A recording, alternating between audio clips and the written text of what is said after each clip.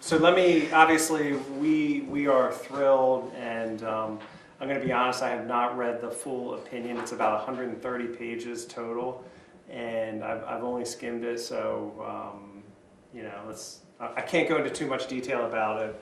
But the short of it is that we won on the alibi issue, and the other issue, the cell tower issue, was reversed. So at the circuit court, we had won the cell tower issue and lost the alibi issue, but it was essentially a flip-flop. The Court of Special Appeals reversed the circuit court on both issues, which, you know, it is what it is. We sort of had a feeling that that might be how this would turn out, and indeed it did.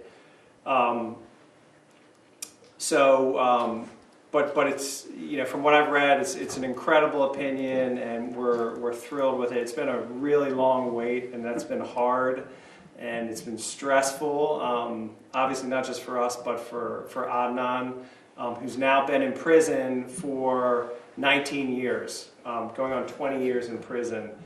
And you know, our position, and I firmly believe that he is innocent, and that our goal is to get him out of prison. I did have a chance to speak with Adnan. Just by coincidence, he called right before the opinion came out, and then was able to call back afterwards. And he asked me to convey his deep gratitude and thanks from the bottom of his heart for all those people who have supported him this long, and all those people who have believed in him, to his family, to his loved ones, to Rabia and Susan and Colin and everyone who has contributed to this case. I'd also like to mention, lest I forget, this appeal was not only done by us. Hogan and Lovells, the excellent mega firm, contributed in a huge way. They were co-counsel on the appeal, and this success is in a large part attributable to their hard work. So you know, it takes a village, and we've been fighting for so long that it just feels great to get over yet another hurdle. I will point out that since the original post-conviction was denied in 2000, sorry, I shouldn't hit the table there, Tommy. Since the original post-conviction was denied in 2000, we have won an application for leave to appeal, which got us back into the Court of Special Appeals. We won a remand back down to the circuit court. We won a motion to reopen post-conviction in the circuit court. We won the post-conviction in the circuit court, and now we have just won an opinion from the Court of Special Appeals. So a lot of judges and a lot of proceedings have weighed in on this case, and you know, we like where we are right now. Yeah, question? How big of a deal was the Serial podcast to this case? You know, if you recall, the first time around, we were pursuing the alibi issue, but we were unable to locate our alibi witness. And Serial kind of shook the trees, and that enabled us to get in contact with Asia McClain and bring her to Baltimore for the post-conviction hearing, I think it was 2 years ago. And so in that way, Serial was huge. And Serial has also helped build this groundswell of support for us and for Adnan and for the case, and that has really fueled these efforts and allowed us to keep fighting on the way that we have. And just emotionally, this has gone on for so long now that without all the support of all these people, you know, it would have been very hard to maintain this high level of intensity and keep fighting like we have been able to. So Serial was enormously helpful, and you know, in addition to being incredibly entertaining, it was a great piece of reporting by Sarah Koenig. What's the immediate impact of this decision on Adnan? So, I mean, I think the good thing is we won this appeal. It's possible that the state could try to appeal again. We hope that they don't do that. We hope that they will come to the conclusion that this has gone on for long enough, and if anything else is going to happen with this case, let's retry it again. Let's take it to a jury in Baltimore City and let them decide whether Adnan Syed is guilty or innocent. But you know, this process has taken so long already.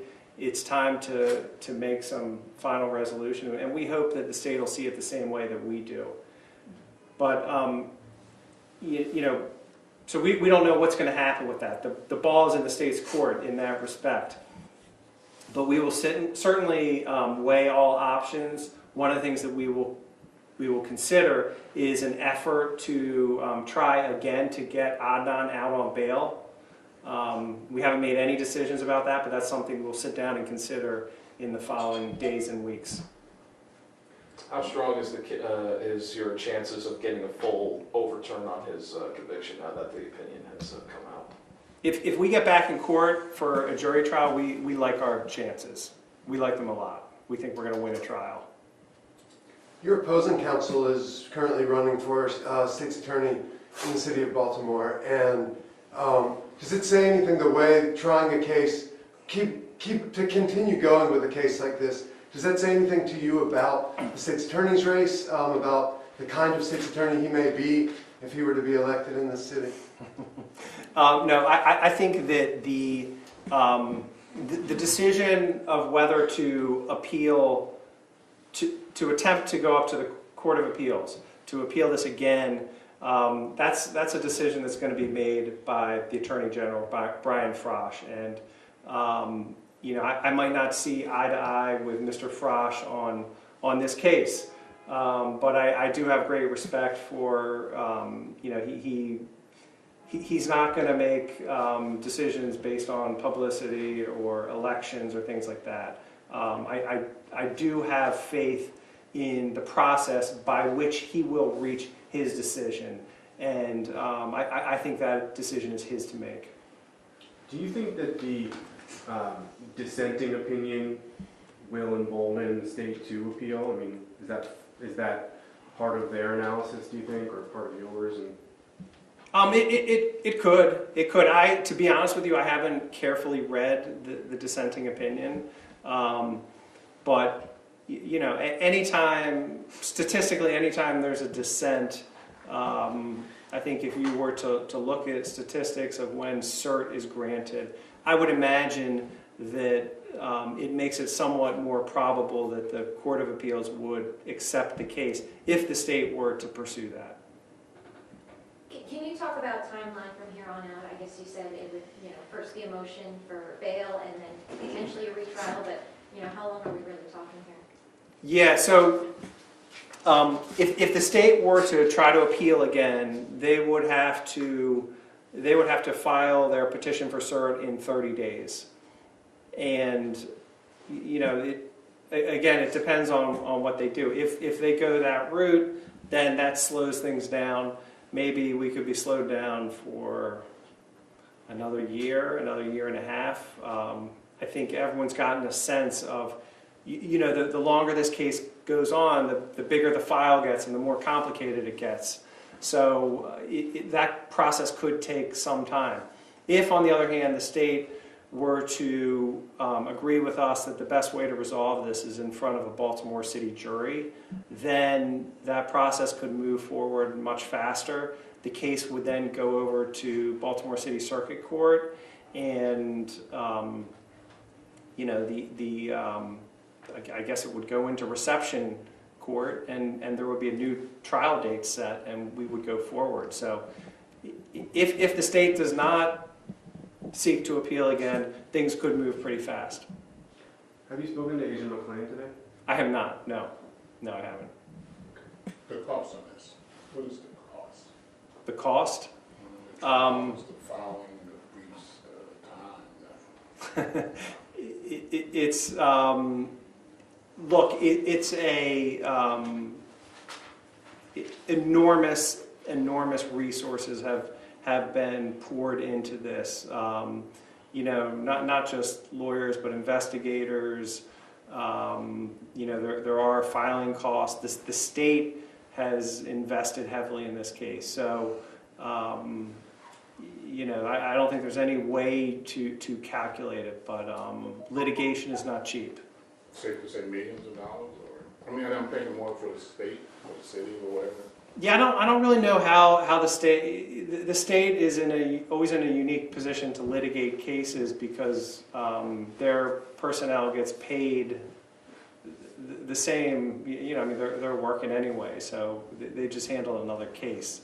But I couldn't really give you an estimate for that. Justin, in your quiet time, after you've been working this case, Dave, and in your quiet time, what about this case goes to your gut and that makes you continue to fight? Hang on one second.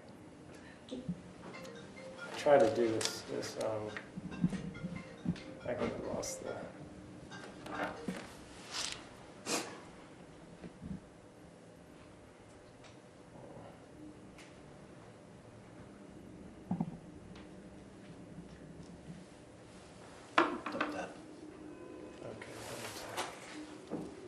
Sorry, we're back on.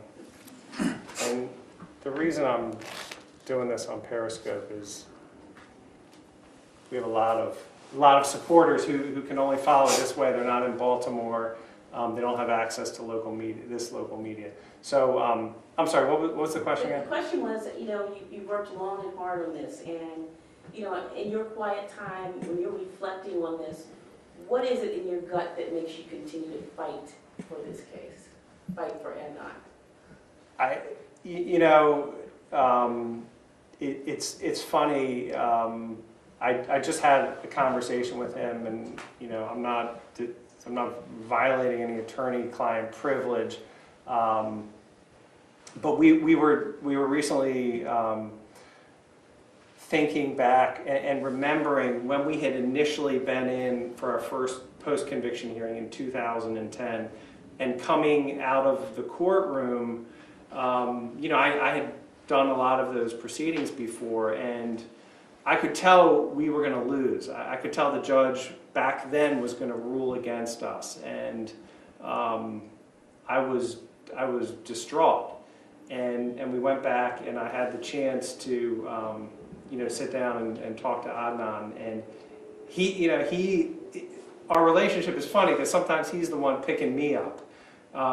But he was joking. He's like, "Man, you were so down and out. Like, I knew that I had to lift you up that time. Remember that?"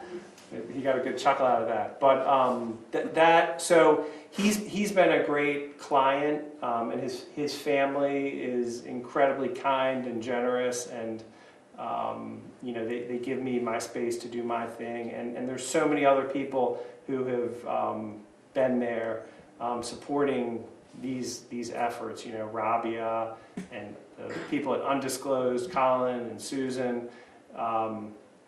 So I've had a ton of support, and that has been instrumental in keeping us going. Chris, you were just representing Marcus Taylor in the GTTF trial, and without having to comment on your client, hearing some of the testimony about corruption and the ways that policing can go wrong, sitting in there, did that give you any insight if you do have to take this case back to court? Would that color the way you think about the way the justice system works, or about the way that someone like Adnan could be wrongfully imprisoned for such a long time? Well, I think the GTTF case and this particular case they're very different. And what we've learned through this process here in Adnan Syed's case is, although it's taken an incredibly long time, the wheels of justice are moving in the right direction. And that's sort of where we're focused on now, which is each step, it's tough to get over it, but we're making that progress. So, the issues with the police force is sort of in the back of my mind today. I'm sort of very, very pleased with with the ruling and where we are and what we're going to be able to do for Mr. Syed going forward. What's the time element on the bail motion? I don't know. Like we have not made any decisions about it. We're gonna take some time and think it over and see if it's worth a second effort. Talk to our client about it. See what he wants to do, and if we're gonna do it, we'll do it. Probably won't take that long. Why wouldn't he want to do it? Why would he not want to do it after being behind bars for so long? Well, I think he might want to do it. I would agree with you. But again, any step, we always discuss everything with our client, and there's one of the things to keep in mind is that he's been in prison for a very long time, and this is enormously stressful to any defendant. So, when the boat starts to shake and rock, that's stressful. And, sometimes we have to ease into things and we have to move along in a sensitive manner. Okay? All right, thank you all. Thanks for coming. I think he needs